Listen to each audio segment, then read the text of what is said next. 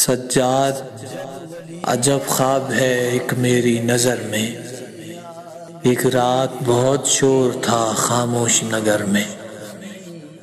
جیسے ہی ہوئی بند علی والے کی تربت، حوران جنا خلد سے اتری پے خدمت، تعطیل ہے افلاک پہ ہیں بند ادارے،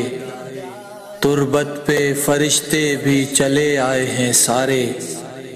سب باندھے ہوئے ہاتھ سوئے قبر کھڑے ہیں، وہ آگے کھڑے ہیں جو فرشتوں میں بڑے ہیں۔ قتل استاد سے تعلیم نہیں مر سکتی۔ مجھ کو شکوہ ہے میرے بھائی کہ تم جاتے ہوئے لے گئے ساتھ میری عمر گزشتہ کی کتاب، اس میں تو میری بہت قیمتی تصویریں تھیں، اس میں بچپن تھا میرا اور میرا عہد شباب، اس کے بدلے مجھے تم دے گئے جاتے جاتے اپنے غم کا یہ دمکتا ہوا خون گلاب، کیا کروں بھائی یہ اعزاز میں کیوں کر پہنوں، مجھ سے لو میری سب چاک قمیضوں کا حساب۔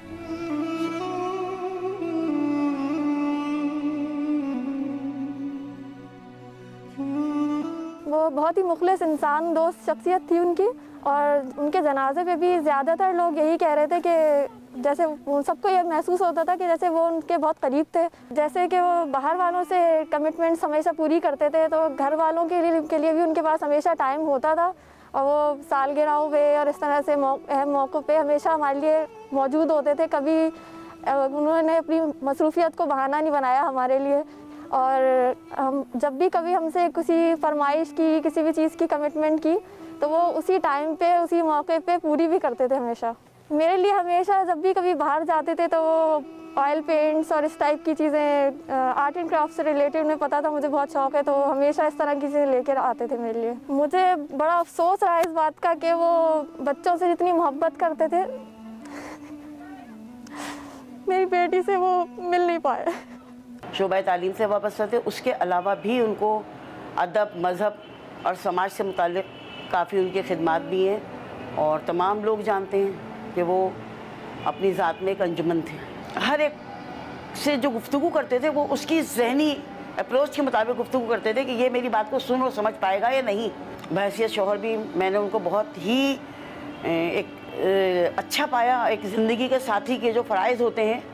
ورنہ عموماً یہ ہوتا ہے کہ جو لوگ سوشل ورکر ہوتے ہیں یا مذہبی خدمتگار ہوتے ہیں یا سماجی خدمتگار ہوتے ہیں وہ اپنے گھر والوں سے یا بیگم بچوں سے بے بہرا ہوتے ہیں، لیکن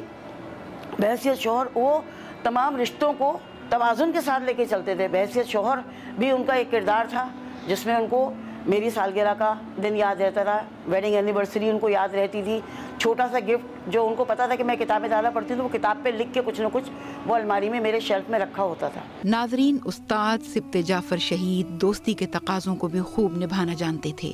ان کے ذکر پر آپ دیدہ ان کے بچپن کے دوست ڈاکٹر ریحانہ اعظمی استاد کی شخصیت کے ان پہلوؤں سے پردہ اٹھا رہے ہیں جن سے اب تک زمانہ ناواقف ہے۔ ہر آڑے وقت میں وہ میرے ساتھ ہوتا ہے، غم ساز و غم گسار ہے ریحان اعظمی۔ حاضری سعادت ہے، آرزو عبادت ہے، زائر مدینہ کی حسرتوں کا کیا کہنا، حاضری سعادت ہے، آرزو عبادت ہے، زائر مدینہ کی حسرتوں کا کیا کہنا۔ عادت ہمیں جو اچھی لگتی تھی وہ یہ تھی کہ جو ہے کبھی بھی انہوں نے ایک سخت باپ ہونے کا جیسے عموماً معاشرے میں پائے جاتے ہیں ہمیں احساس نہیں ہونے دیا کہ وہ بہت سخت ہیں، سختی بھی کی تو بہت نرمی کے ساتھ ہی کی، اور جو ہے اپنی بات بھی پہنچائی، اور جو ہے اور یعنی ہم ان سے کبھی بھی سہمے نہیں، کوئی بھی غلطی کرتے تھے آ کے فوراً انہیں ہی بتاتے تھے کہ یہ ہو گیا ہے اب آپ سنبھال لیں، تو انہوں نے ہمیشہ پھر جو ہے جہاں ہماری تھی غلطی وہاں ہمیں جو ہے کوتاہی پر جو ہے تنبیہ کی، ڈانٹا بھی، اور جو ہے لیکن شرمندہ ایسا نہیں کیا۔ قتل استاد سے तालीम नहीं मर सकती।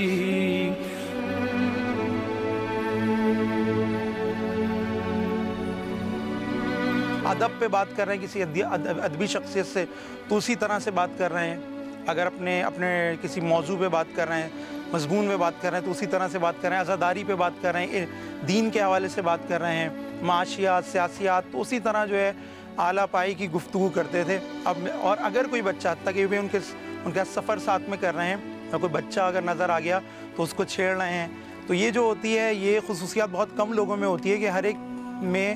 उसके मिजाज के हिसाब से उसके रंग अंग में ढल जाना। जो उनके शागिर्द हैं सोज़खानी के हवाले से नहीं हैं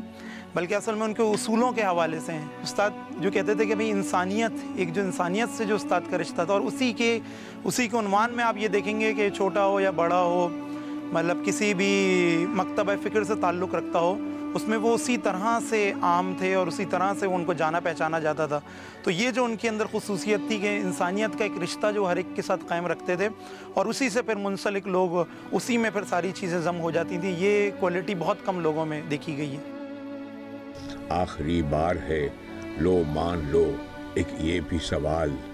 आज तक तुमसे मैं लौटा नहीं मायूस जवाब। आके ले जाओ तुम अपना ये दमकता हुआ फूल, मुझको लौटा दो मेरी उम्र गुज़श्ता की किताब। मुझसे बेबिज़ात को देख कर हुजूरे नबी, मुझसे बेबिज़ात को देख कर हुजूरे नबी, ज़ाहिदों की महशर में हैरतों का क्या कहना, खुशनवाइयाँ तेरी सिबते जाफर खुशगो, नात का तसद्दुक है शोहरतों का क्या कहे। उनका काम सिर्फ यानी सुबह 9 से 2 या 2:30 बजे तक नहीं था, पढ़ने पढ़ाने का काम उसके अलावा भी उनका जारी ही रहा, जो कि गवर्नमेंट जॉब से हट कर था। तो वो हम यानी मेरा ज़ाती ख़्याल तो यही है कि ऑफिशियली जो एक डेट दी जा सकती है 81 से 2013 तक, इसके अलावा भी उन्होंने इन 32 सालों के अलावा भी उन्होंने बहुत पढ़ाया, और जो है इन टाइमिंग्स के अलावा भी हमने उनके सोने जागने से भी सीखा।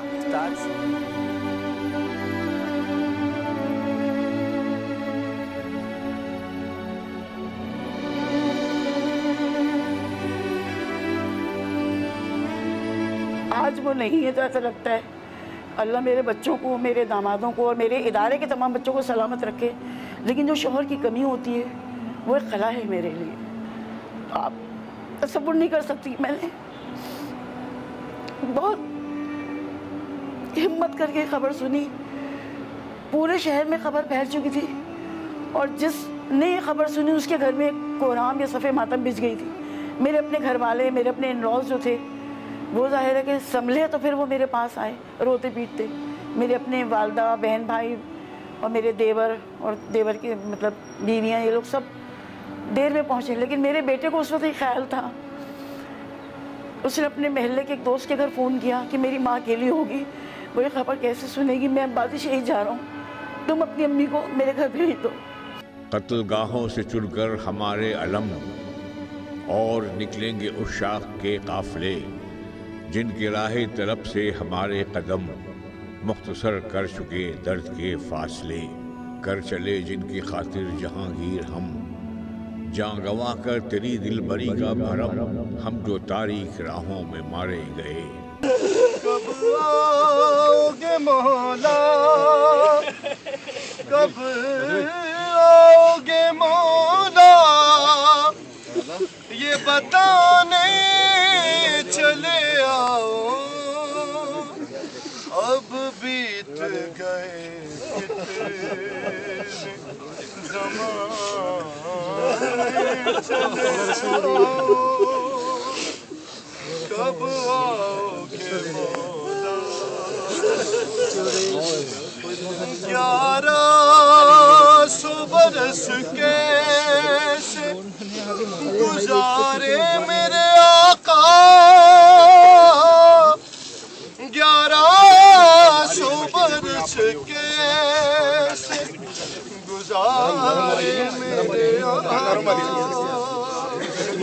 غیبت میں جو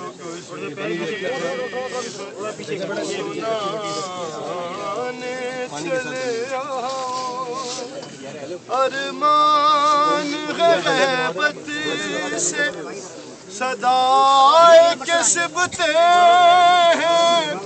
جعفر ذرا شعار سنا